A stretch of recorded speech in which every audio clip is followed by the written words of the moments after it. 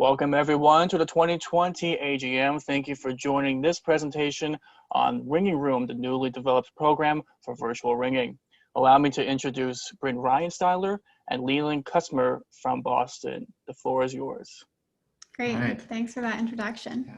Thanks for coming, everyone. It's been really fun to watch how this AGM has developed. And I think I just want to give a round of applause to all of the organizers of this event. I can only imagine how much work went into this. I said to Bryn yesterday, the idea of organizing an AGM that spans across, I believe, 5 time zones just boggles the mind. So very well done to everyone who was involved with that. Excuse me. So hi, I'm Leland Kusmer. I learned to ring about 10 years ago at Smith College, and I rang there for most of my ringing career to date. I'm a former tower captain out there, but now I live in Cambridge and ring with the Boston Ringers. And when I am not ringing, I am a linguist turned web developer, apparently. It's still somewhat of a surprise to me, but. Yeah, and hi everyone, I'm Bryn. I learned to ring almost exactly 3 years ago. I first sat down with a pair of handbells in the Boston area with the MIT crew. I organized co-organized last year's AGM, so I have a very deep appreciation for the amount of work that this year's organizers went through. I also live in Cambridge, as you can tell, we live in the same house, and I'm a computer science graduate student. And together we're the developers of Ringing Room, which is the platform that you all have been using throughout this weekend, hopefully. So we're here today to give you a bit of an overview of how Ringing Room came to be and where we think it's going. So we thought we'd start with just some sort of facts and figures about Ringing Room. So looking at Bellboard, just looking at performances on Ringing Room, there have been at least 3 peals to date. The third one was just a few days ago.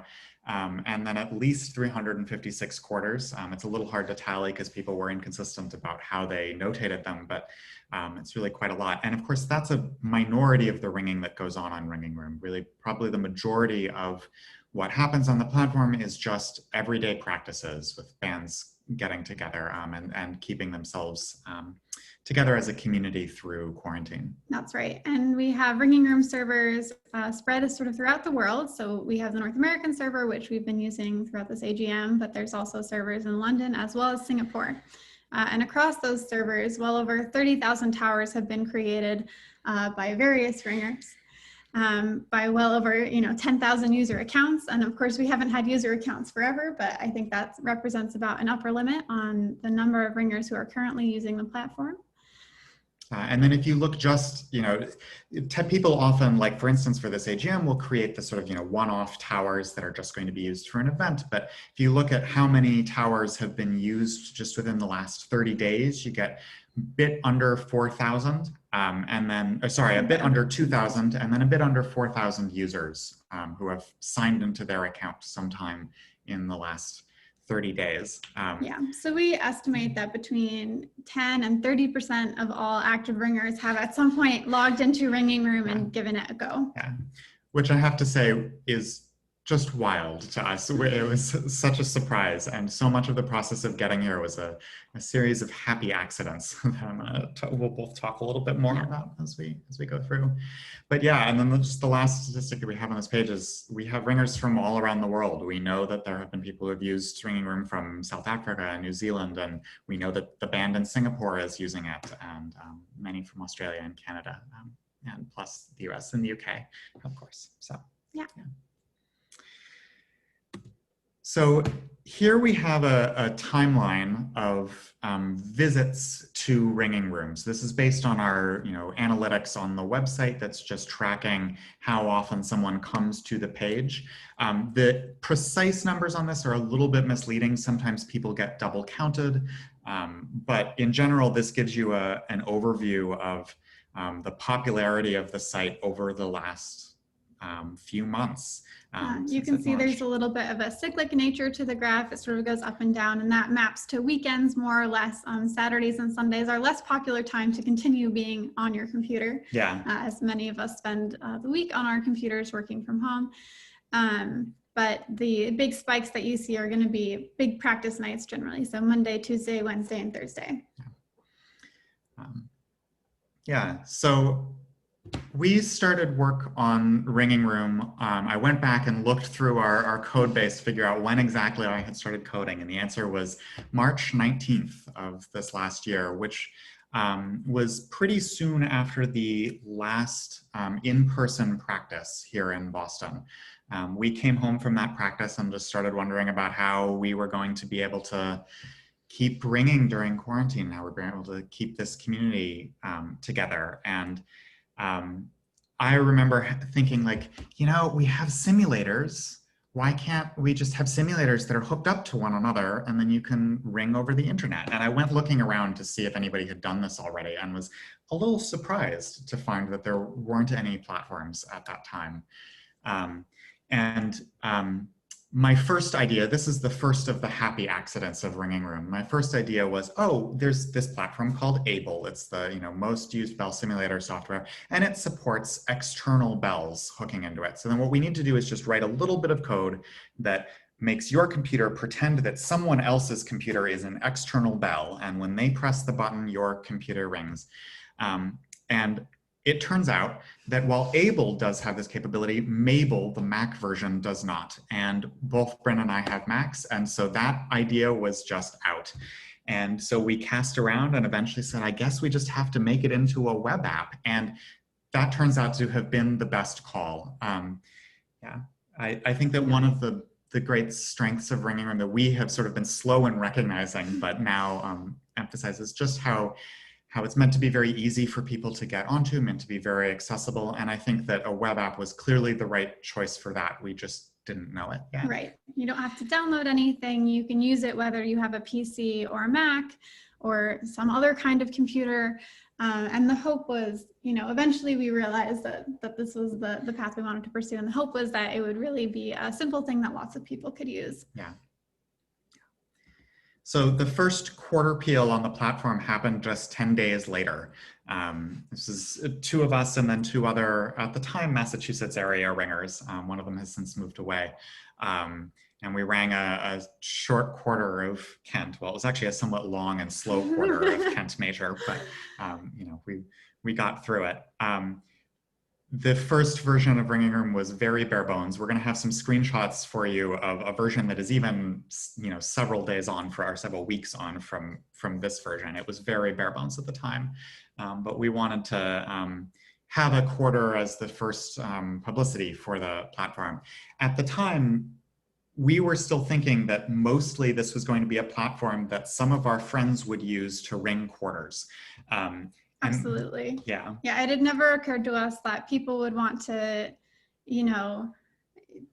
spend time outside of quarter ringing on this. We thought maybe 10, 20 people would use it tops. It would just be this tiny little niche thing that we developed. Yeah, and the goal was just that, some of us in the Boston area could ring quarters together. But very soon after that, April 1st, was when the Boston Ringers held their first practice purely on Ringing Room. Austin Paul, who was the tower captain and was one of the ringers in that first quarter, decided he was going to run with it and put together a practice. And it was, an experiment at first, but clearly everyone liked it. And there have been practices on Ringing Room every week since then for the Boston Ringers. And many other people from all over North America have been joining in those. And very shortly after this first practice, I know that the DC Ringers were using Ringing Room for practices within a few days, I believe, after that. There was another happy accident, which is that our Laura Ward, who I believe is here somewhere, who's out in California, had heard about the platform, used it a little bit with the Boston Ringers, and then she knew some people in Oxford, and all of a sudden there were people in the UK that were using this platform, and it sort of spread beyond our control much faster than we were anticipating. Yeah, so you can see 1st April, there's this little tiny bump. That's the Boston practice. Yeah. And then it caught on in the UK, which led to our first really big spike in users. And that is when we started buying more servers. Yes. A thing that you have to understand is that going into this, I had never worked on a project that was as big as this. I had never developed anything that was remotely like this. I was learning on the fly. Bryn had a little bit more experience than I did, but not in web-specific technology. While I'm a computer scientist, I had never programmed anything for the internet, so I could help with some design choices and some of the other aspects of the programming, but not with, you know, some of the specific things that come with programming for the internet. There's this image that was used, I think, by one of the creators of Twitter, the social network, which is that, you know, building software like that is similar to trying to build an aircraft mid-flight. You know, you build just enough to get yourself off the ground, and then you keep adding new bits on and changing out how the wings work while you're in mid-flight. And that was what it felt like for the first few months. And many people who were using the platform back then will remember that things were changing all the time. Things were breaking all of the time. That was us figuring out how to do this as we went. All right, we have a question from Christian Haller. What publicity in the UK caused the initial spike? Well, so the very first rise was really just word of mouth. It started to spread very quickly in the UK once a few people had caught wind of it. Yeah, and particularly once we put the first quarter peel up on Billboard, we started getting inundated with emails, people asking us how we'd done it, what technology we'd used. Mm-hmm. And at this point as well, it was very early in the development of distributed ringing. So nowadays you may have heard of things like Campbell Stadium, developed by Graham John. You may have heard of Muster, developed by a group out in Cambridge, UK. And Tom Farthing was also involved in some early efforts with distributed ringing, although that was not online in the sort of web app. So, you know, at this time, there were a couple of different people working in this space, and I think people were getting really excited about it. So word of mouth made it travel really quickly as soon as we published the quarter peel. And then, of course, American ringers who had UK friends, and it just sort of caught on like wildfire there. One of the things that we've always said is that it's a little amazing that nothing like this existed before. The technology to build a platform like this has existed for at least 10 years, maybe 20. But it seems that nobody had the motivation to do this until quarantine set in. But once everyone was quarantined and not able to go into their local tower, I think there was just a lot of eagerness for a platform like this. Yeah, and for a good number of ringers, and I think, you know, not unjustifiably so, there's a lot of skepticism around online ringing, you know, especially at the beginning, there was a lot of questions about, does it count as ringing? You know, should these quarter peels count at all? Do we have to put caveats about how it's using simulated sound and keystrokes? And I think there's, you know, people can be of many camps on this issue. We come down on the side of anything that brings people together and helps them, you know, enjoy ringing and enjoy carrying out the exercise is a worthwhile activity. And you can make up your own mind about, you know, whether or not quarter peels count, but we certainly enjoy them, so they count for us. Yeah, exactly. The next rise in popularity, though, the next big spike there is probably due to our Ringing World article. So April 10th was when we published about Ringing Room first in the Ringing World, and that was the next point when things started to take off. You can see that there's about a 2-week lag after that, and then there's a sudden spike that we think is probably people getting around to, you know, having read the article and then taking a week to organize their first practices, and then all of a sudden all of the local bands were trying to run a practice for the first time. So that was that spike. Yeah, and a Clapper article came out shortly thereafter. Yes. But because of publishing cycles, you know, it was a little bit later. Yeah. And this was about when we had the surprise of our life. We were sitting at the breakfast table one morning, and I happened to look at my email, and I said, wait, you need to hear this. And it was an email from someone at the BBC asking for an interview. So that interview wound up airing at the end of May. It was a wild ride. The actual interview was conducted just barely more than 24 hours before it aired, and we thought it was going to be several more days, but they, you know, crammed it into a spot. It was a short, you know, 5-minute human interest piece on, you know, how bell ringers are staying together during the pandemic. And it was a lot of fun. It was definitely a very unexpected 15 minutes of fame for us. Yes, and it yes. caused the biggest spike that you see on this graph, which is when we had hundreds and hundreds and hundreds of concurrent visitors all visit us at the same time as the URL flashed up on the screen in the evening news in the UK. Yeah. The hardest part about preparing for this interview was not, preparing to talk about it. It was trying to make sure that our servers were not going to go down immediately after the interview aired. This was, I was reaching out to many different ringers who are sysadmins, including Ricky from here in Boston, but from some other people as well, to try to get advice on how to set up our servers in such a way that it would be robust, and was coding at every waking hour of the day to make sure that things would work out. And lo and behold, they did. I think yes. One of the things that was a bit surprising for us, we were expecting this rush of like non-ringers who would check out the site once and then most of them would never come back. And it's possible that we got some of those, but actually I think the vast majority of the people who came to the site were ringers who heard about Ringing Room for the first time through the BBC interview. Yeah, and we owe a great debt of thanks also to the very many ringers, and especially quite a number of North American ringers who we'll shout out by name a little later, who helped us with some of the publicity efforts for that, and helped us organize the site in such a way that, we had this great video made by Kemp and some of his family members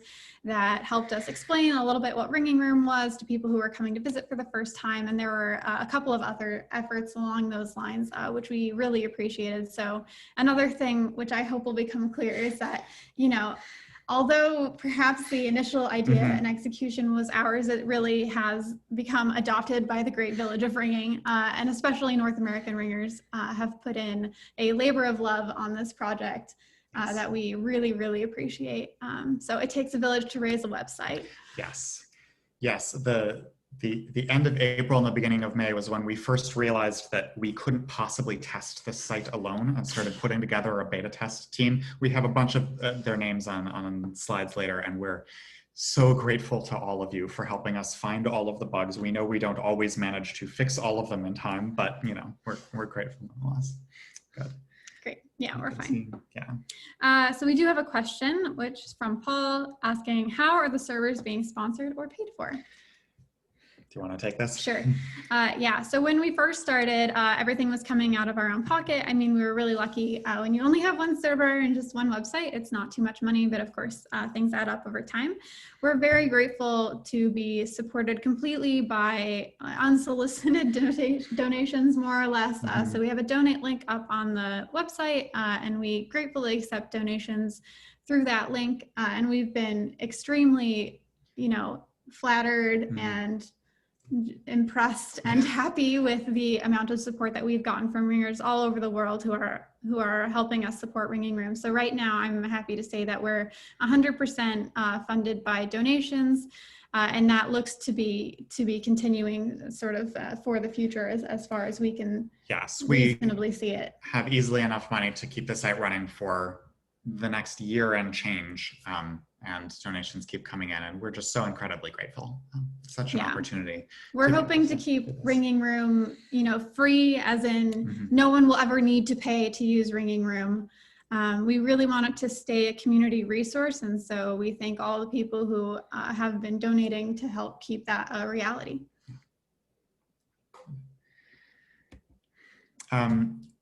Another fun data point on here was the first peal, which was rung on the 2nd. This was by a band of ringers in the UK, including Simon Linford, the president of the Central Council. In fact, I believe he has rung in all 3 of the peals on the platform to date. We were very surprised when this first went up. We were not sure anyone was ever going to ring a peal on this platform. We have not yet rung a peal on this platform, but it was pretty exciting when we saw it go by. Yeah, absolutely. Yeah. And then I think the last thing that we have on this timeline here, so you'll notice that, after the initial spike, after the BBC, things started to trend down for a while. We were still getting a good number of users. Yeah, but loosening restrictions in the UK and the nice summer weather meant that there was a lot more handbells going on, and people were starting to slowly get back into the tower. Yeah, but we have noticed an uptick recently, and it corresponds pretty much exactly to when the rule of 6 went into effect in the UK. So there was a recent further restriction on social gatherings, and all of a sudden user numbers are climbing again on the site. Yeah, so we often hear the question, you know, how much do you expect Ringing Room to get used after the pandemic? And this is a question that has lots of parts to it. So like one is, how long do you think the pandemic will last, is sort of baked into that question. The answer is, you know, of course we don't know, but we suspect that at least for the next year or two, activities will be somewhat less than they were before. So we do expect to keep pretty strong usage for the next year or two at the very least. And then also it's been shown that people really enjoy it as a great tool to get together with people they don't see very often, or if they're far away from towers, they use it a lot as well. And so we hope that we can continue to use it as a resource for isolated ringers, for learners who want a sort of anxiety-free way to try out some of their new skills, and lots of other different use cases as well, outside from, you know, everyone being locked out of their towers. Yeah, it does seem like Ringing Room will, particularly in the North American context, continue to be relevant. We live in a place where ringing is much more sparse, and there are many isolated ringers, and having a platform that allows us to ring across distances, I think, is going to be very helpful. Yeah, absolutely. So Linda asks, can you comment on interaction between Ringing Room and dumbbells? I can a little bit, but not very much. We should maybe actually ask Tom Farthing to comment on that more, and maybe we can ask him to speak about it a bit more later. There has been some ringing that has been accomplished on Ringing Room using an actual dumbbell where you're Yes. pulling a rope. There is in fact a dumbbell society, which Yes. to my understanding holds practice on Ringing Rooms, where they have each hooked up a dumbbell in their own homes. To Ringing Room, and they all ring together, to my understanding, very successfully.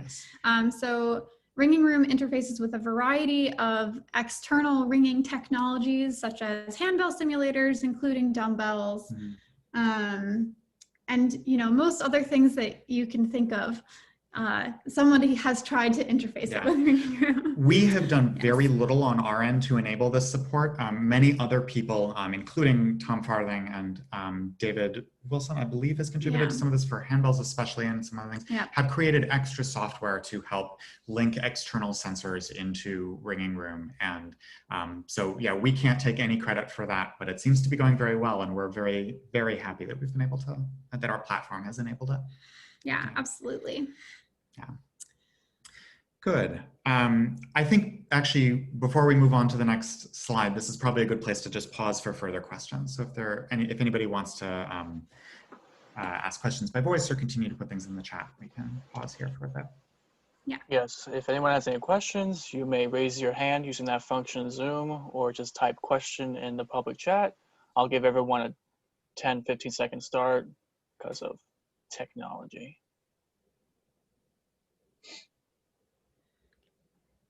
I see that Paul has a question. Paul, how are you? Yes, talking about the benefit that this has had for people who are isolated, I wonder if someday we might see the creation of virtual guilds or branches or something like that.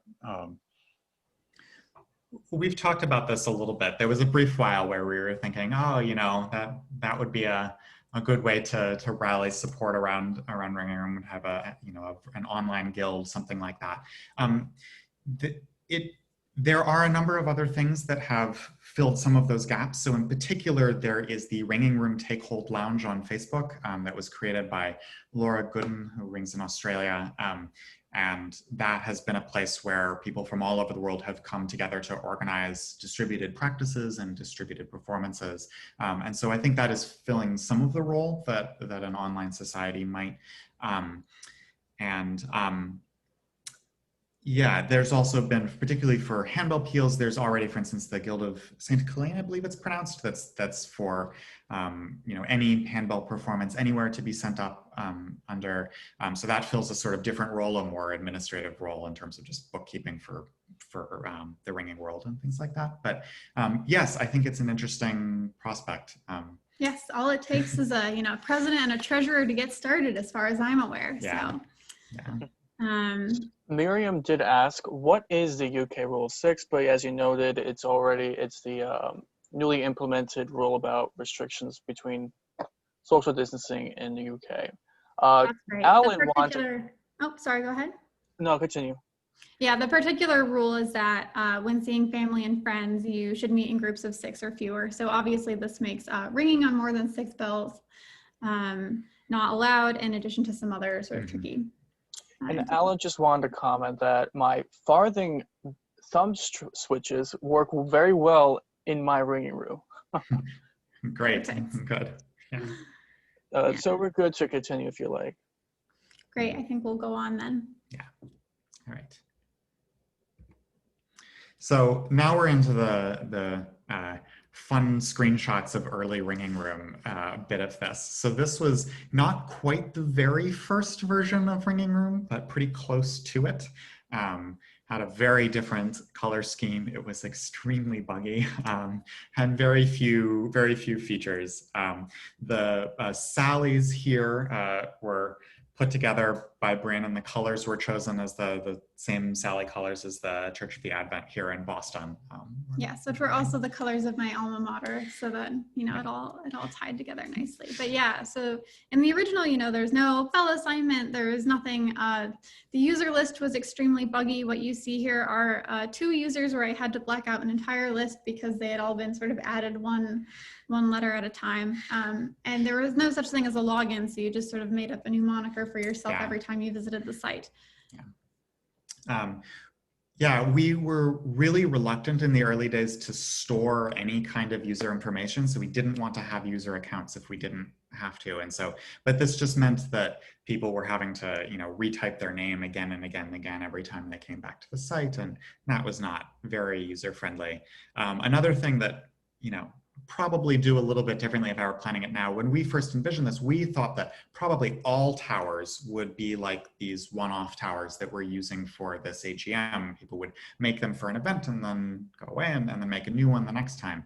And in fact, it turns out that people get very attached to their tower numbers and to having their local tower that they can keep going back to. So there might have been some different things about the user interface that we would have done there. But, yeah. Great, so that was very early. So that was March and early April. And then in mid-April, we sort of had another go at it. We've been really lucky throughout the process to get a bunch of feedback from other ringers. So, Leland and I did a lot of this early design work on walks together because we were in lockdown. So the one way to sort of get outside and get our daily dose of sunshine was to go on a nice long walk. So we spent a lot of time talking with each other about what we wanted the site to be, but of course we're only 2 different people with only 2 different perspectives. So we were really lucky to get a lot of feedback early, and we continue to get feedback with sort of requests for what people think would be useful or wonderful to have in the site. And so with that in mind, we've been sort of continually iterating on the site design to just make it a little bit ringing friendlier, but also, have some features that people really thought would make ringing easier. So April was the first time we had bell assignment. It's when we first added a button to set everything at hand. And it's a little less buggy by this point as well. A little bit, yeah. One of the bits of evolution over this early bit, when I was doing all of the very first design myself, and I was very focused on having it just look very simple and sort of flat. And over time, Bryn slowly convinced me that no, they should look like buttons, not just like random text that people don't know that they can click and things like that. So this is, one of the first times that we started to implement some of those. Yes, we spent a lot of time drawing things in notebooks and scratching out each other's designs and then drawing something new. So it was definitely a big process that didn't happen overnight. Yes, and then sometime in May and June, we did a total visual overhaul. This was, I think this is the first time that we had these handbell images, which I also have to say were painstakingly made by Bryn, which they turned out very well, I think. For those who know a little bit about web development, this is when we switched over to using the Bootstrap framework, which was a good choice, but I was very resistant to it at first. But by this point, we had gotten there. Here is when we added the Leave Tower button. The biggest problem in the early days of Ringing Room, like the most persistent bug that is still with us, unfortunately, is that sometimes you close the window and your name stays in the tower, and it stays there for weeks, perhaps. The Leave Tower button was an attempt to help get around that problem a little bit, but clearly does not always work perfectly. We're still working on it. Yeah, we're getting there. Yeah. Yeah, and so that brings us more or less to today. So we ended up making the background a little bit darker after hearing from some people that increased usability and decreased sort of glare, so people can look at it for the length of a quarter and not get tired eyes. We added a chat and audio sliders, so you can make it louder or quieter, and there's various hidden tower settings. So one thing that is important to us and has been is having a really simple interface. And so our desire at this point in design is to basically never change the interface again if we can at all help it. So every other interface change that you'll see is going to be an option that you can change in tower settings somewhere, but by default, this will always be what you see, and hopefully there won't be a big disruption again. We did have a question in the chat from Matt Austin. So May, June also brought the change in color scheme. Any comment on or reason for that? Yes, so we can talk a little bit about the move from orange to white. You want to talk about it? Mostly it was just that original design had been something that I threw together very quickly and did not necessarily intend to be permanent. And we started talking about wanting to have just a more consistent look and feel across the site. And one of the tricks to that is sort of choosing a theme color. And that was when we spent a lot of time playing with color options and various, color pickers and landed on the purple that we use now as being our theme color throughout the site. Yeah, we wanted Sally colors that would be easy to see and visually distinguish. Yeah. And we wanted colors that would make sense and be clearly contrasting, even if our users were colorblind. A fairly substantial portion of the population is red-green colorblind, in addition to other kinds of colorblindness that exist. And we were very aware of that as an issue that we needed to think about. So when we were choosing the new color scheme, we were a little bit more thoughtful about usability concerns.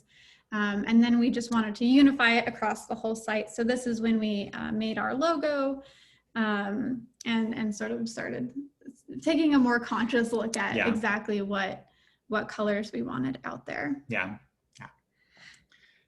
This version, the current version, has another milestone in the development of Ring Room that I like to highlight, which is that volume slider, which is the first bit of the site that was not developed entirely by us.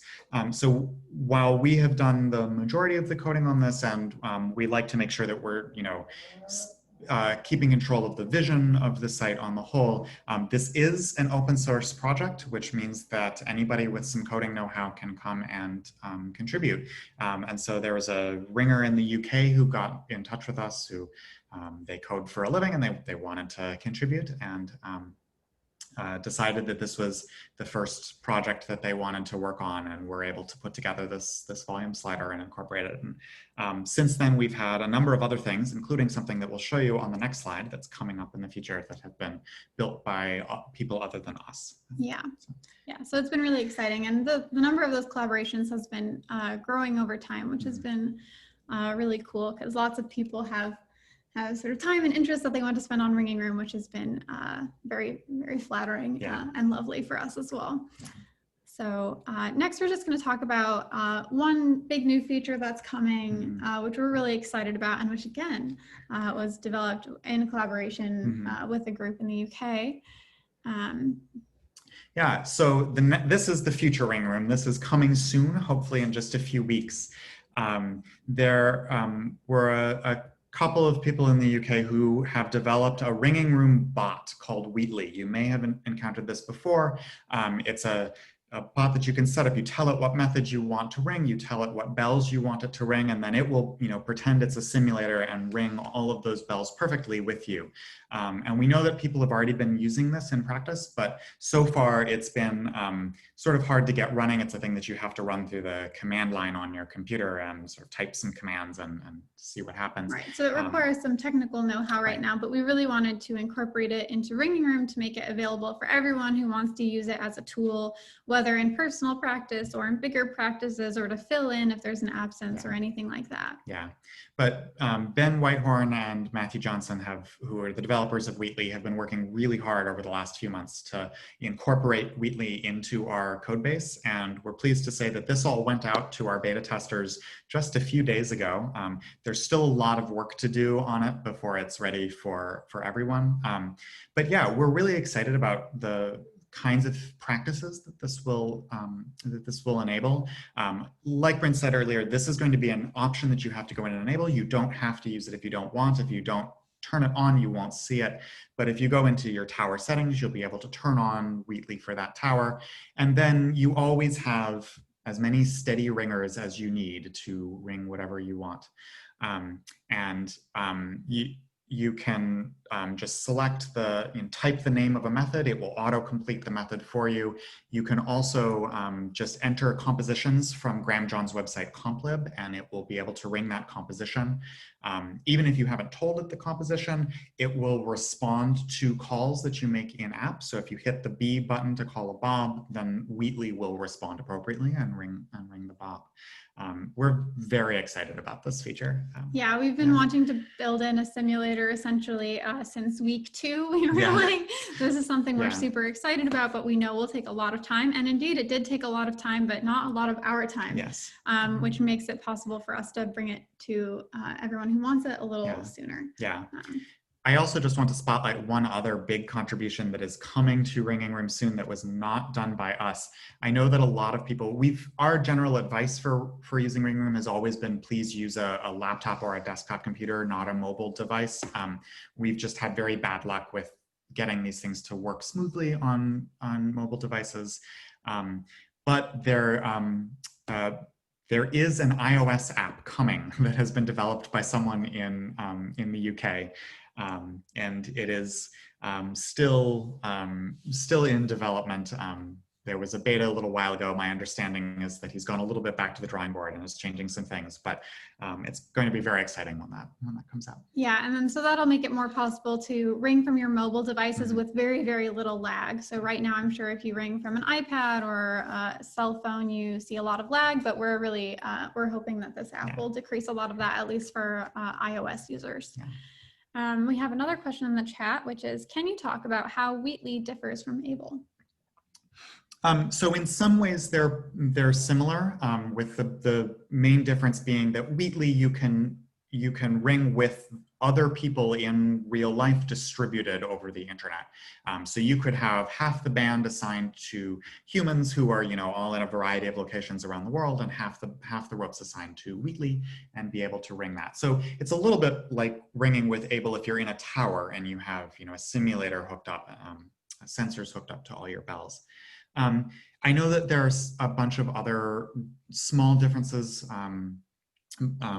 under the hood, as it were. So the feature of being able to just grab a composition from Complib, I think is one that I'm really excited about, and one that I don't believe that Able has yet. And I also know that Ben and Matthew have done a lot of work to have Wheatley adjust to your ringing speed within certain parameters. So if you start out and are going, but then you're slowing down for a bit, Wheatley will slow down with you. And then as you gain confidence again and speed back up, Wheatley will speed back up with you, which I think is just a great feature. Yeah, that feature may not be available in the very first iteration that we released, but it is coming, which we're excited about. Great. Great. So I think our last slide is just that we have a lot of thank yous to say. So if you'll forgive us, we're just going to take a second and talk about all these people. As we've been mentioning, there are a lot of people who have contributed to the development, the actual coding of Ringing Room along the way. Jess Pumphrey, Ben Whitehorn, and Matthew Johnson, Graham John. Graham John had written much of the code directly for the site, although he did make Handbell Manager that was connecting handbell sensors to the site. But he also had a lot of conversations with us in the early days about how to design something like this well. Similar for Richard Johnston, Adrian Nash, Mike Pidd, and David Wilson. Yeah. A lot of people, some of whom are in this room, have helped us a lot with publicity. Laura Ward has done a lot. Kemp made the video that is on our About page, which we're very grateful for. Mark Davies helped us organize the band that rang on the BBC with us, and that was wonderful. Simon Linford and Vicky Chapman were instrumental in making that BBC interview happen. And Laura Gooden in Australia is the person who runs the Ringing Room Take Hold Lounge on Facebook, and has also been doing a lot of teaching. She actually has a number of ringing students who have never touched a bell in their life, but are now ringing at least Plain Hunt and sometimes Plain Bob or Grancer, all through Ringing Room, which is just amazing. And I'm just going to do a very brief plug for her, actually. Yeah. So she's published some of her teaching materials on Facebook. So if you're on Facebook and you can get to the Ringing Room Take Hold Lounge group, she's published some pedagogical materials there that I think would be useful for anyone trying to start up a band online or trying to teach themselves or teach other people. And these are really wonderful, easy to follow, clear lesson guides that bring ringers from no ringing knowledge all the way up through plain bob doubles, if I recall correctly. So I highly recommend those if you're interested in the pedagogy side of ringing as well. Yeah, I'll second that. They're really very good lesson plans, so please do go take a look. Some of our beta testers are mentioned earlier on this list, but there are a few who aren't. Alan Nunley, Bill Cummings, Ed Futcher, Graham Fote, Quilla Roth, Matthew and Nigel Goodship are on the beta test list, and Matthew Goodship is developing the iOS app. Phil Madden and Randy Zach, all of these people have done a lot of work to help us test this. And then Bill Hibbert supplied the tower bell sounds.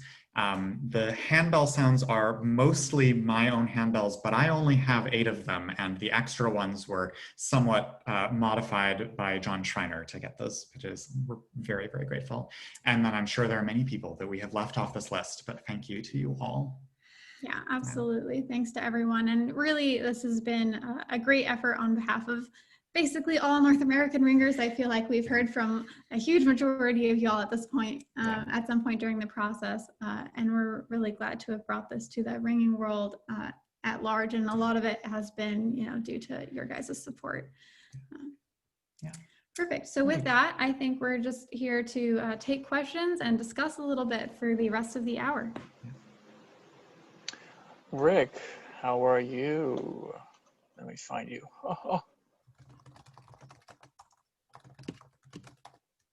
Hi, Rick. Hi, thanks. My question is, many power IDs are all caters changes. And I was wondering, it seemed to me like in the early days, back in April and May, they were sort of the more normal changes that you would see in plain courses of common methods.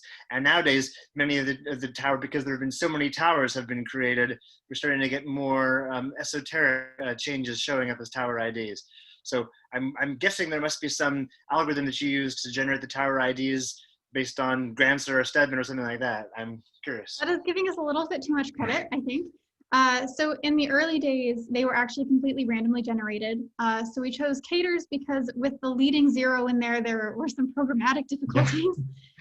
So 1 through 9 was the easiest thing for us to do. And at first we did them completely randomly. And then I think it was Ben Whitehorn who came up to us and said, wouldn't it be nice if there were more roll-ups in the tower IDs? And we said, feel free.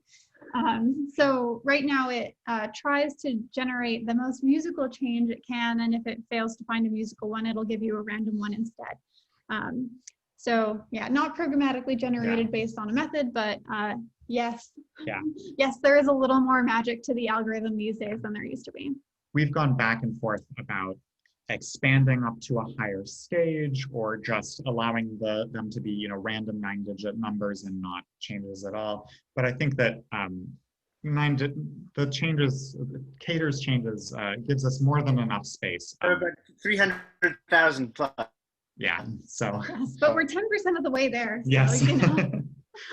We're probably, a lot of those towers don't get used. We've been talking for a while about going through and setting and getting rid of much older towers. So in particular, it wasn't until I believe about May, that possibly even June, that we started tracking who had created what tower. So there are a lot of early towers where no one has the ability to go find them in their My Towers list, or to change the settings, or to delete them. And many of them are not being used. So probably at some point we'll clear all of those out and free up the numbers. Because I think I Hope you've muted yourself, or you've been muted. Sorry about that, Rick. You want to keep going? I think. Fine. All right. Okay. Sorry about that. Anyone else? thank you. have any- Thank you. Yeah. No, thanks for the question. That was great. Lovely. Any other questions or comments? Again, you may use the raise hand feature or just text. Oh, I see people. Linda, how may we help you? Oh, no, I'm sorry. I just think it's a great platform. And I've said this to you before, both Leland and Bryn.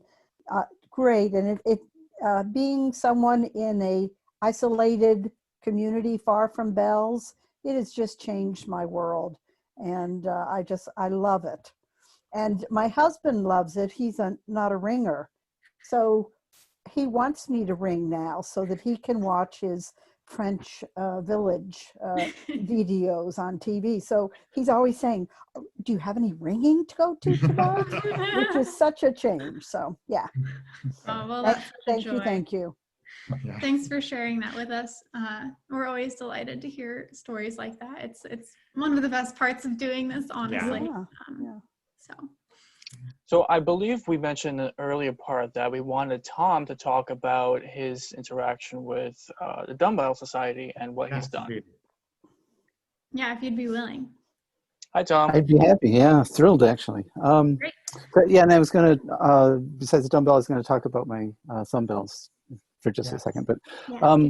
and I do also love Ringing World. It's been so great. I have a dumbbell that I've had for a number of years, and I love to death. And several of you saw it at the AGM last year in Boston. So that's been around for a while. There's all these pieces that have come together. There have been sensors that have connected to Able. So that's been around for a while, and I've had those.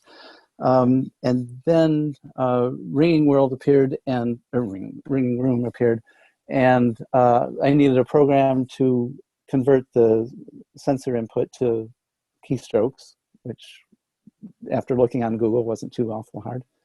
So we got that. So all the pieces were in place, and I just needed some people to do that with. So on June 6th, let's see, my wife, Chris, and Laura Award, and Aileen Murphy, and Alan Nunley helped me ring a playing course of Plain Bob Major. And I'll tell you one thing about that. I was out on the behind my house on the deck, and my wife was upstairs ringing, and my microphone wasn't working.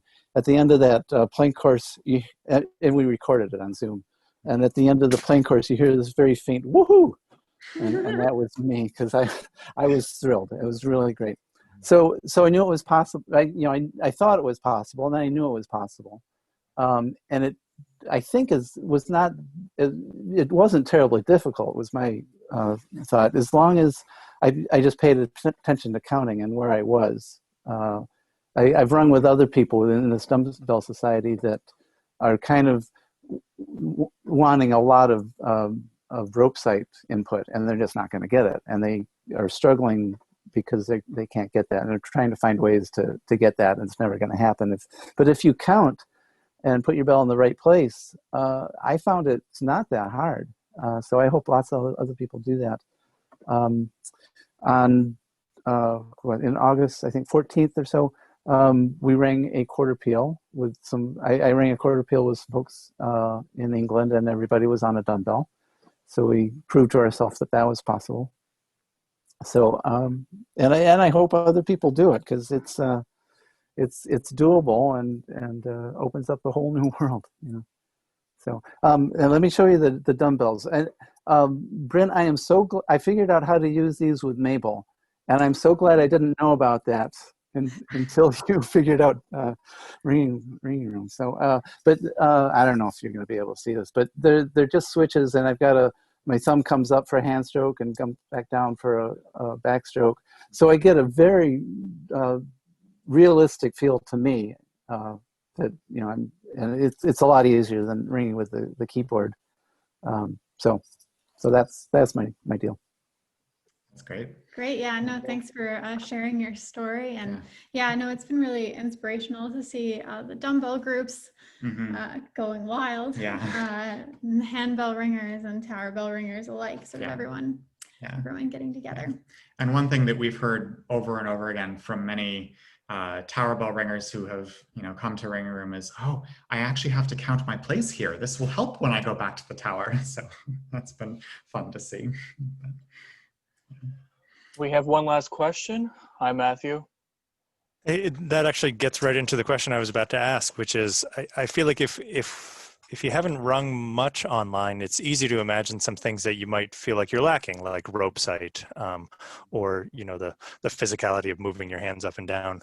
But I was going to ask what sort of feedback you've gotten and what you've heard from people about what of their ringing skills they're finding are improving because they're isolated or they're really being relied on. Obviously counting, but what else do you have? Yeah, so there are a couple of things. One thing that we've heard a lot is that it's helping people who are nervous about getting in the tower. So whether they're nervous about the actual ropes and the bells and sort of any danger around that, or whether they're just nervous about messing up, I think it lowers the stakes for a lot of people. So we've heard about beginners making really great progress because they don't have to worry about the big bell and setting the big bell or anything like that.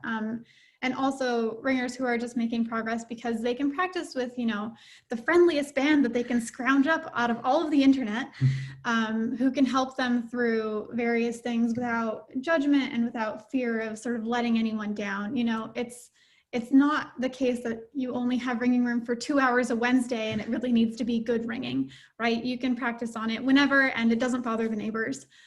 So those have been two big things other than place counting, which I think it's given a lot of people in terms of skills. So it's more that it reduces some of the barriers and lets them build up skills they would the normal way. Yes, we've also been delighted that to hear from a number of people who don't often ring around the back of the circle that they now get the chance to ring those bells online, which is fun. Yeah. So thank you all for this opportunity to show us what you've made and what you've become. At this time, I will unmute everyone so we can applaud you for what you've spoken about. Yay! Yay! So this event has concluded. You're all welcome to stay and talk more with Bryn about this. This is the last event, everyone. This is it.